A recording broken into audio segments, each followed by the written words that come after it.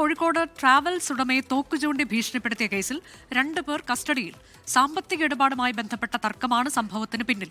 5ഓളം പേർ സ്ഥാപനത്തിൽ കയറി ആക്രമിച്ചെന്നും തലയ്ക്ക് നേരെ പിക്കാസ് വീശി എന്നും പരാതിയുണ്ട്. ഷഹദ് റഹ്മാൻ വിശദാംശങ്ങളുമായി. ഷഹദ്, ഇതെന്താണ് സംഭവിച്ചതെന്നാണ്? പോലീസ് ഇതിൽ ഇടപെട്ടിട്ടുണ്ടോ? തീർച്ചയായും മനുജ, പോലീസ് ഈ വിഷയത്തിൽ ഇടപെട്ടിട്ടുണ്ട്. നിലവിൽ നമുക്ക് ലഭ്യമാകുന്ന വിവരം അനുസരിച്ച് ഈ കേസിൽ 2 പേർ ഇപ്പോൾ ടൗൺ പോലീസിന്റെ കസ്റ്റഡിയിലുണ്ട് എന്നുള്ളതാണ്. അല്പസമയത്തിനകം ഈ ഏറ്റിട്ടുള്ള ഈ ട്രാവൽസ് ഉടമയായിട്ടുള്ള ഹിജാസിന്റെ പ്രതികരണം നമുക്ക് ലഭ്യമാക്കാൻ സാധിക്കും. ഇപ്പോൾ ഹിജാസ് ടൗൺ പോലീസ് സ്റ്റേഷനിലാണ് ഉള്ളത്. അയാളുടെ മൊഴി രേഖപ്പെടുത്താനായി പോലീസ് വിളിച്ചു വരുത്തിയതാണ്.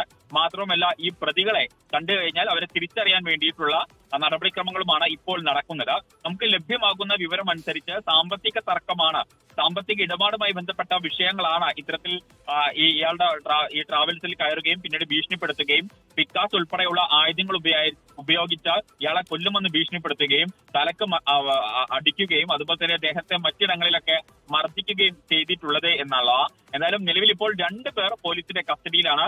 ബാക്കിയുള്ള ആളുകൾക്കായിട്ട് പോലീസ് അന്വേഷണം ആരംഭിച്ചിട്ടുണ്ട്.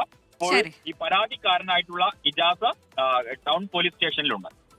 കോഴിക്കോട് ട്രാവൽസ് ഉടമയെ തോക്ക് ചൂണ്ടി ഭീഷണിപ്പെടുത്തിയ കേസിലാണ് 2 പേർ കസ്റ്റഡിയിലായത്. സാമ്പത്തിക ഇടപാടുമായി ബന്ധപ്പെട്ട തർക്കമൊക്കെ ഉണ്ടായിട്ടുണ്ട് എന്നതാണ് പോലീസ് അറിയിച്ചിട്ടുള്ളത്. 5ഓളം പേരാണ് ആക്രമണം നടത്തിയത്. മറ്റുള്ളവർക്കായുള്ള അന്വേഷണം തുടരുകയാണ്.